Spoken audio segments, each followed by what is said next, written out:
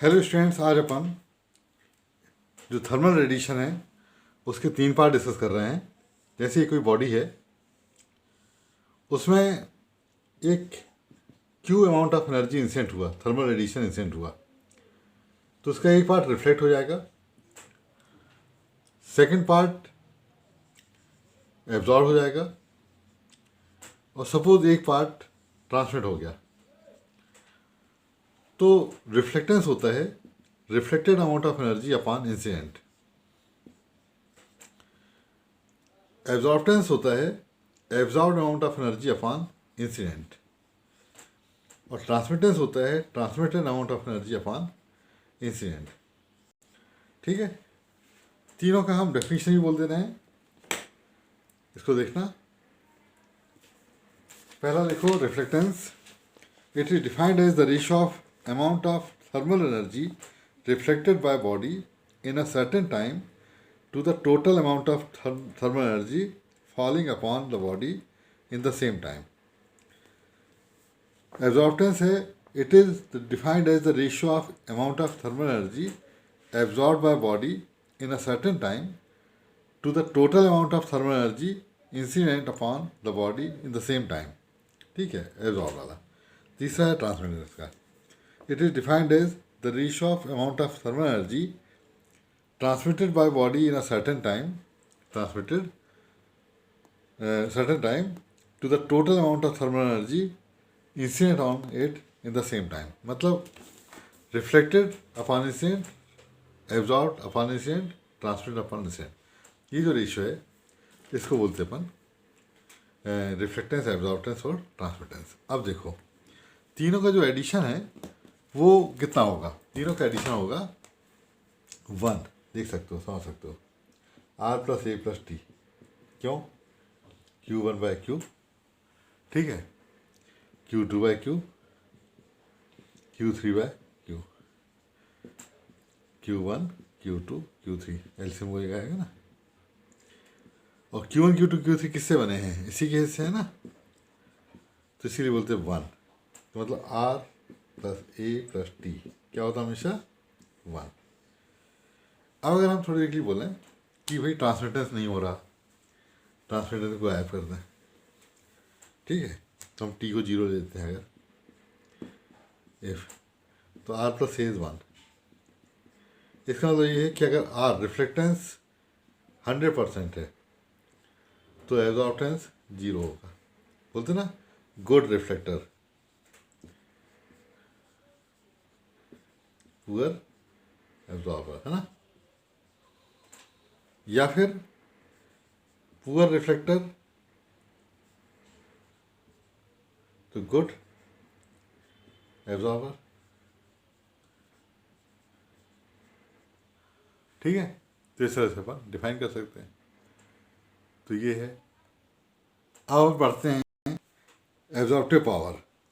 The absorptive power of a body for a given wavelength lambda के लिए is defined as the ratio of amount of heat energy absorbed in a certain time to the total heat energy incident on it in the same time within a unit wavelength range around the wavelength lambda। Means absorbed amount, ठीक है, absorbed amount जो भी है Q dash ले लो upon Q of wavelength lambda range, unit wavelength range lambda के लिए जो Q1 अपॉन Q है या Q डैश अपॉन Q है, इसको बोलते हैं ए लैम्डा, एब्जॉर्बटेंस, एब्जॉर्प्टिव पावर, राइट। ठीक है, तो ये हो गया एब्जॉर्प्टिव पावर। अब हम डिस्कस करते हैं एमिसिव पावर। एमिसिव पावर की डेफिनेशन है the emissive power of body at a given temperature, मान लीजिए अपने T kelvin, given temperature and for a given wavelength lambda is defined as the amount of radiation energy emitted per unit time per unit area of body within a unit wavelength range around the wavelength lambda। lambda wavelength के unit area से unit time में emit होने वाले radiation को temperature T kelvin पर बोलते हैं emissive power. Unit wavelength का T केल्विन पर यूनिट एरिया से 1 सेकंड में या पर यूनिट टाइम में जो रेडिएशन इमिट होगा उसको बोलते हैं एमिसिव पावर। ठीक है। नेक्स्ट डेफिनेशन है एमिसिविटी। एमिसिविटी को इस तरह से डिफाइन करते हैं कि एक परफेक्टली ब्लैक बॉडी है जिसकी एमिसिविटी ई है, capital E. Perfect black body का मतलब होता है जितना रेडिएशन आए सारा एब्जॉर्ब कर ले और जब इसको गर्म करें तो एक एक करके रेडिएशन निकाले, मतलब फुल एब्जॉर्बिंग हो, फुल एमिशन हो। ठीक है, इसको बोलते हैं परफेक्ट ब्लैक बॉडी, इसकी एमिसिविटी ई है। और नॉर्मल बॉडी की एमिसिविटी इन रेडिएटेड एनर्जी पर सेकंड पर यूनिट टाइम जो अपन ने पढ़ा था वो स्मॉल ही है। इसका रेशियो है एमिसिविटी। बस सिंपल सी बात ये है। अब इसकी डेफिनेशन देख लेते हैं। तो एमिसिविटी कहलाती है the emissivity of body is defined as the ratio of the heat energy radiated per unit time per unit area by the given body to the amount of energy radiated per unit time per unit area by the perfect black body. ठीक है, एक बार और। The emissivity of body is defined as the ratio of the heat energy radiated per unit time per unit area by the given body to the amount of heat energy radiated per unit time per unit area by the perfect black body of the same time temperature. अब इसको लिखेंगे कैसे? Epsilon से note करते हैं। Emissivity of body अपन ये है emissive power of body upon emissive power of perfect black body का रेशो, ये क्या आता है? एमिसिविटी। ठीक है, तो ये है इसकी डेफिनेशन। ये हमने बनाई है परफेक्ट ब्लैक बॉडी। इसको अंदर से ब्लैक कोटेड कर देते हैं और यहाँ पर एक कोनिकल टाइप का बनाते हैं, ऐसी कैविटी जिसके अंदर पार्ट कोनिकल रहता है और बाहर से निकल पॉलिश रहता है, निकल पॉलिश शाइन करता है और अंदर ब्लैक होता है। जब इसमें कोई रेडिएशन इंसिडेंट होता है, मतलब हीट एनर्जी इंसिडेंट होती है, तो उसका मान लो 80% एब्जॉर्ब हो गया, 20% बचा, तो वो रिफ्लेक्ट होगा, यहाँ रिफ्लेक्ट होगा। फिर उसका 80% एब्जॉर्ब हो जाएगा और 20% रिफ्लेक्ट होगा। फिर 20 का भी जो बचा है उसका 80%, तो 80% एब्जॉर्ब होते होते पूरा रेडिएशन अंदर ही अंदर ट्रैप हो जाता है। ठीक है ना, इस तरह से, इस तरह से पूरा जितने रेडिएशन इंसिडेंट होते हैं सबके साथ यही होता है। ठीक है, तो इसको बोलते हैं perfectly black body, perfect black body. अब इसमें खास बात ये है कि जब इसको गर्म करते हैं, अभी तो अपनी हीट एनर्जी या नॉर्मल टेम्परेचर में, जब इसको गर्म करते हैं, हॉट करते हैं, तो जितने रेडिएशन इसने एब्जॉर्व किए थे 1 बाय 1 वो सब निकालेगा।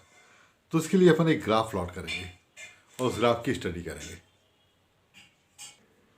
अभी इसको अपन ने हीटेड किया, परफेक्ट ब्लैक बॉडी को गर्म करेंगे, तो जितने रेडिएशन इसने एब्जॉर्व किया था वो 1 बाय 1 एमिट करेगा। तो जो एमिट करेगा हीटेड करने के बाद, उसके लिए ग्राफ बनाया। ये energy radiated per second per unit area, ई लैम्डा बोलते हैं इसको, रेडिएंट इमिटेंस भी बोलते हैं। इसका ग्राफ अपन वेवलेंथ के साथ बना रहे हैं। जब गर्म करेंगे तो 998 केल्विन में जब गर्म करेंगे, टी है टेम्परेचर है ये, जब हम टी इसमें करेंगे तो ये ग्राफ इस तरह से आएगा। अगर इसका पीक देखें तो अपन बना सकते हैं पीक इसका, ये मतलब इसको लैम्डा m1 बोल देंगे। वेवलेंथ करस्पॉन्डिंग टू, ये फर्स्ट ग्राफ है ना, wavelength corresponding to maximum radiant emittance lambda m1। ठीक, और ज़्यादा गर्म कर रहे हैं, 1095 केल्विन में गर्म कर रहे हैं, तो इसका जो पीक आएगा वो थोड़ा सा शिफ्ट हो जाएगा, ये और कम हो जाएगा। Lambda m2 radiant maximum radiant immittance के करस्पॉन्डिंग जो वेवलेंथ है घट गई।